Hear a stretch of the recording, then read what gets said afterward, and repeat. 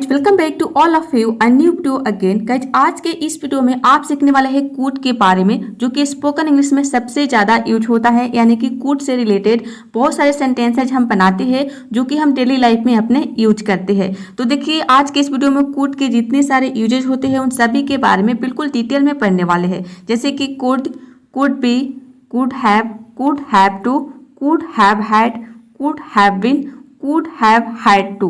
तो इन सभी के बारे में आज के इस वीडियो में आप बिल्कुल सीख जाएंगे। यानी कि आपको इस वीडियो को देखने के बाद कोई भी कंफ्यूजन नहीं रहेगा। इन सारे हेल्पिंग वर्ब, ये क्या है? ये मॉडल हेल्पिंग वर्ब है जो कि कूड से रिलेटेड है। तो चलिए वीडियो को स्टार्ट करते हैं। हम कूड का यूज करते हैं पोलाइट के लिए। पोलाइट का मतलब होता है विनम्र या फिर विनती। किसी से जब हम विनती करते हैं, विनम्रता दिखाते हैं, तो वहां पे हम क्या करते हैं? कूड का यूज करते हैं। फॉर एग्जाम्पल, जैसे कि आपको बोलनी हो कि क्या आप दरवाजा खोलेंगे, तो यहाँ पे आप क्या कर रहे हैं? आप किसी से पोलाइट रिक्वेस्ट कर रहे हैं। पोलाइट मतलब कि विनती कर रहे हैं कि क्या आप दरवाजा खोलेंगे। तो ऐसे सेंस में आप बोलेंगे could you open the door please.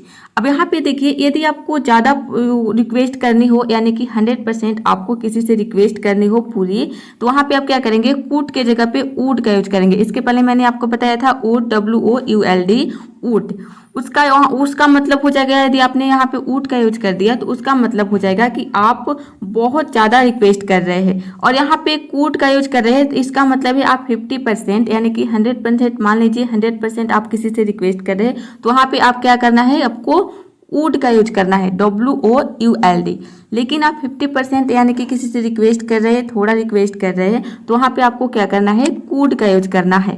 यहाँ पे आप वुड का भी यूज कर सकते हैं। आप ये भी बोल सकते हैं would you open the door please. लेकिन आप कब करेंगे? जब किसी से ज़्यादा रिक्वेस्ट करना चाहते हैं। तो यदि आप 50% रिक्वेस्ट कर रहे हैं तो वहाँ पे आप क्या करेंगे?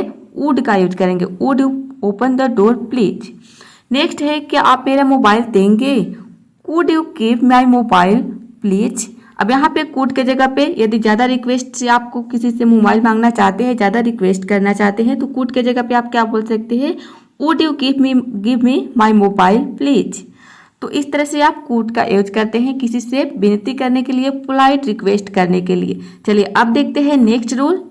कूड का जो नेक्स्ट यूज है वो है पॉसिबिलिटी। पॉसिबिलिटी का मतलब होता है संभावना। पॉसिबिलिटी के लिए हम भी कूड का यूज करते हैं। जैसे कि वह चाय बना सकता है, यानी कि उसमें पॉसिबिलिटी है कि वह चाय बना सकता है, संभावना है।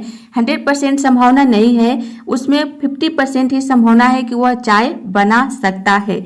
वह चाय बनाता नहीं है, लेकिन वह चाय बना सकता है। He could make tea. वो डॉक्टर बन सकता है। वो डॉक्टर बन सकता है, यानी कि वो अभी डॉक्टर है नहीं, उसमें 100% पॉसिबिलिटी नहीं है कि वो डॉक्टर बन ही सकता है। 50% है कि वह डॉक्टर बन सकता है। अगर उसने अच्छे से पढ़ाई किया तो वह डॉक्टर बन सकता है। He could become a doctor.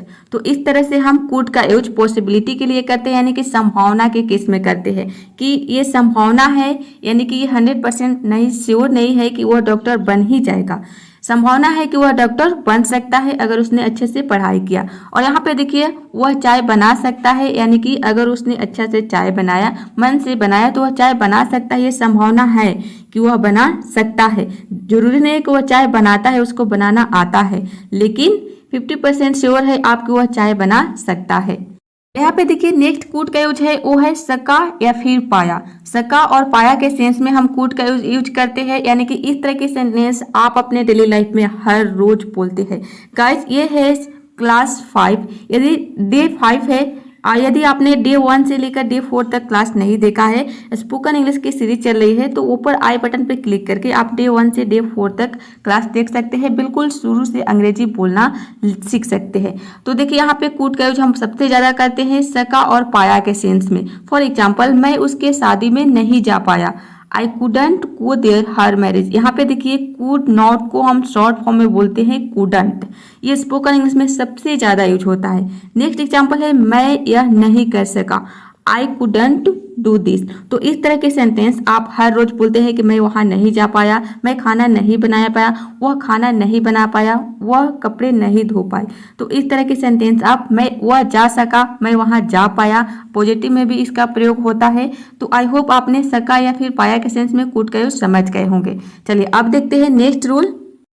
Could का नेक्स्ट यूज है कुड हैव। कुड हैव का प्रयोग हम करते हैं सकता था, सकती थी या फिर सकते थे के सेंस में। फॉर एग्जाम्पल, तुम मेरा इंतजार कर सकते थे। मान लीजिए आपका कोई फ्रेंड है और आपने उससे बोला कि मेरा यहाँ पे इंतजार करना, तब तक मैं दुकान पर से कुछ सामान लेकर आता हूँ।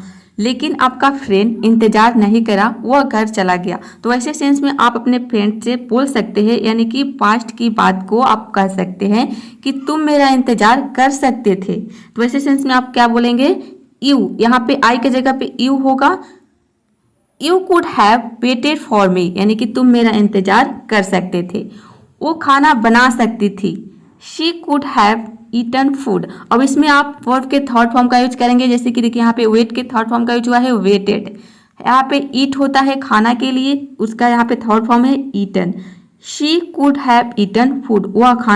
वो खाना बना सकती थी, लेकिन उसने खाना नहीं बनाया है। मान लीजिए आप कहीं मार्केट गए हैं और आप घर पे आए, तो उसने, आपकी बहन ने खाना नहीं बनाया है। तो ऐसे सेंस में आप बोल सकते हैं कि वो खाना बना सकती थी, लेकिन उसने खाना नहीं बनाया है। तो वैसे में आप क्या बोलेंगे, she could have eaten food. अब खाना की जगह पे कोई भी चीज़ हो सकता है, कोई भी यहाँ पे वर्ब, ईटन की जगह पे कोई भी वर्ब यूज हो सकता है। वेटेड के भी जगह पे कोई भी वर्ब यूज हो सकता है। तो आपने समझ लिया कि कुड हैव का यूज हम कोई काम पास्ट में कर सकता था, कर सकती थी या फिर कर सकते थे के सेंस में करते हैं, और इसमें वर्ब के साथ हमेशा थर्ड फॉर्म का यूज होगा। अब देखते हैं कुड बी। कुड बी का प्रयोग हम हो सकता है या फिर हो सकता था के सेंस में करते हैं। फॉर एग्जाम्पल, यह खतरनाक हो सकता है, इसे मत करो। आप प्रेजेंट में किसी से बोल रहे हैं, अगर कोई काम कर रहा है और वह काम बहुत ही रिस्की है, बहुत ही खतरनाक है, तो ऐसे सेंस में आप बोलते हैं कि यह खतरनाक हो सकता है, इसे मत करो। It could be risky, don't do it. Present में आप ये बात बोल रहे हैं, जैसे कि आपको पास्ट में बोलनी है कि वह अभी घर पर हो सकता था, लेकिन वह नहीं था। He could be at home right now but he was not there. There मतलब कि वहाँ घर पर नहीं था। वह घर पर हो सकता था, लेकिन वह घर पर नहीं था। तो कुड बी का यूज आप प्रेजेंट की बात करने के लिए और पास्ट की बात करने के लिए, दोनों के लिए आप यूज कर सकते हैं। दोनों तरह से सेंटेंस सही होगा, हो सकता है या फिर हो सकता था। नेक्स्ट यूज देखते हैं। अब देखते हैं could have been. Could have been का प्रयोग हम किया जा सकता था, पास्ट में कोई काम किया जा सकता था के सेंस में करते हैं, और इसमें जो सेंटेंस होगा वो पैसिव का होता है, और पैसिव में हमेशा वर्ब के थर्ड फॉर्म का यूज होता है। फॉर एग्जाम्पल, हमें पूछा जा सकता था हम संडे को कहाँ थे, यानी कि हमसे पूछा जा सकता था इस बारे में कि हम संडे को कहाँ थे। I could have been asked about where we were on Sunday. यहाँ पे संडे होगा, where we were on Sunday, यानी कि हमें पूछा जा सकता था अबाउट, बारे में, किसके बारे में, कि हम वेयर कहाँ थे, वी यानी कि हम, वर मतलब थे, ऑन संडे यानी कि संडे को हम कहाँ थे, इस बारे में हमें पूछा जा सकता था। तो इस तरह के सेंस के लिए आप कुड हैव बीन का यूज करते हैं इस तरह के सेंटेंस को बनाने के लिए। तो I hope could have been के बारे में आपने समझ लिए होंगे। चलिए अब देखते हैं नेक्स्ट मॉडल वर्ब। यहाँ पे देखिए नेक्स्ट है कुड हैव हैड। इसका प्रयोग हम करते हैं पास हो सकता था, यानी कि आपके पास कोई चीज हो सकता था, और इसमें वर्ब का यूज हम नहीं करते हैं, विदाउट वर्ब। जैसे कि देखिए, तुम्हारे पास एक अच्छा घर हो सकता था अगर तुम्हारे पास एक अच्छी जॉब होती। You could have had a good house if you had a good job. तुम्हारे पास एक अच्छा घर हो सकता था अगर तुम्हारे पास एक अच्छी जॉब होती। तो इस तरह के सेंस के लिए हम क्या यूज करते हैं, कुड हैव हैड का यूज करते हैं। कोई चीज आपके पास हो सकता था, यानी कि पास्ट की बात को शो करने के लिए। चलिए अब देखते हैं नेक्स्ट रूल। नेक्स्ट यूज है could have to. Could have to का यूज हम करना पड़ सकता है, इसमें वर्ब के फर्स्ट फॉर्म का यूज होगा। कोई काम करना पड़ सकता है, वैसे सेंस में हम कुड हैव टू का यूज करते हैं। फॉर एग्जाम्पल, तुम्हें वहां जाना पड़ सकता है, यानी कि मान लीजिए कि कोई आपके घर का कोई पर्सन हॉस्पिटल में है और वहाँ पे कोई है, लेकिन घर पे अगर आप बोल रहे हैं अपने सिस्टर से या फिर ब्रदर से कि तुम्हें भी वहाँ जाना, यानी कि तुम्हें वहाँ जाना पड़ सकता है। You could have to go there. तो इस तरह की जब आप बात करनी हो आपको कि ये काम करना पड़ सकता है, जरूरी नहीं कि वो काम करना ही है, यानी कि वो पड़ सकता है, वो काम आपको करना पड़ सकता है, तो वैसे सेंस में आप यूज करेंगे कुड हैव टू का। नेक्स्ट यूज है मुझे बैग खरीदना पड़ सकता है। मान लीजिए कि आपका बैग जो है वह पुराना हो गया है और उसी बैग को लेकर कहीं आप जा रहे हैं ट्रेवल करने, और मान लीजिए कि वो आपका बैग बीच में कहीं अगर टूट जाता है, तो वैसे सेंस में आपका फ्रेंड आपसे बोल रहा है, ये फिर आप अपने फ्रेंड से बोले कि मुझे बैग खरीदना पड़ सकता है, यानी कि रास्ते में आपका अगर बैग टूट जाता है तो आप तो ऐसे सेंस में बोलेंगे ही कि मुझे बैग खरीदना पड़ सकता है, तो इसको इंग्लिश में बोलेंगे आई could have two by a bag. अब बैग के जगह पे कोई भी चीज हो सकता है, जैसे कि मान लीजिए कि आपके पास एक पेन है और आप परीक्षा में जा रहे हैं, एग्जाम देने जा रहे हैं, तो वैसे सेंस में आप बोल सकते हैं कि मुझे पेन खरीदना पड़ सकता है, लेकिन अगले दिन आपको एग्जाम देने जानी हो, आपका अगर रिफिल खत्म हो जाता है, तो वैसे सेंस में आप बोलेंगे कि मुझे पेन खरीदना पड़ सकता है, तो वैसे सेंस में आप क्या यूज करेंगे, कुड हैव टू का यूज करेंगे। ये भी स्पोकन इंग्लिश में सबसे ज्यादा यूज होता है, यानी कि इस तरह के सेंटेंस आप हर रोज अपने डेली लाइफ में बोलते हैं। तो इस तरह से आपने अगर रूल सीख लिया तो आपको सेंटेंस को, डेली यूज के जो सेंटेंस होते हैं उसको याद करने की जरूरत नहीं पड़ेगी। जब आपको जरूरत पड़ेगी, यदि आपने रूल सीख लिया तो अपने आप आपके माइंड में आ जाएगा कि इस तरह के सेंटेंस को हम कैसे बनाते हैं।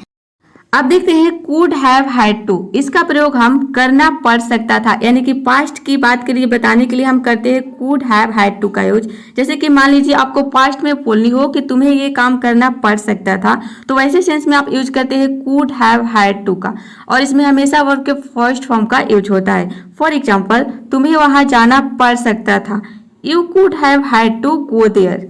नेक्स्ट है मुझे बैग खरीदना पड़ सकता था। आप पास्ट की बात कर रहे हैं कि मुझे बैग खरीदना पड़ सकता था लेकिन पड़ा नहीं, मुझे बैग खरीदना पड़ सकता था।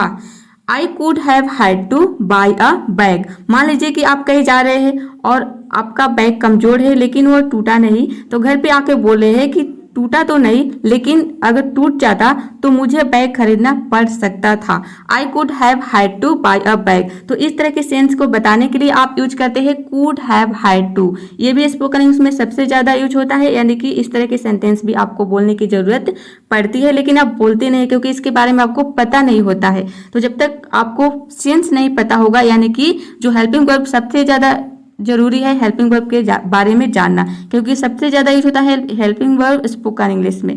तो गाइस, आज का ये वीडियो आपको कैसा लगा कमेंट बॉक्स में जरूर बताइएगा, और वीडियो को लाइक शेयर, चैनल को सब्सक्राइब करना बिल्कुल मत भूलिएगा। तो मिलते हैं नेक्स्ट वीडियो में, तब तक के लिए कीप प्रैक्टिसिंग, कीप लर्निंग।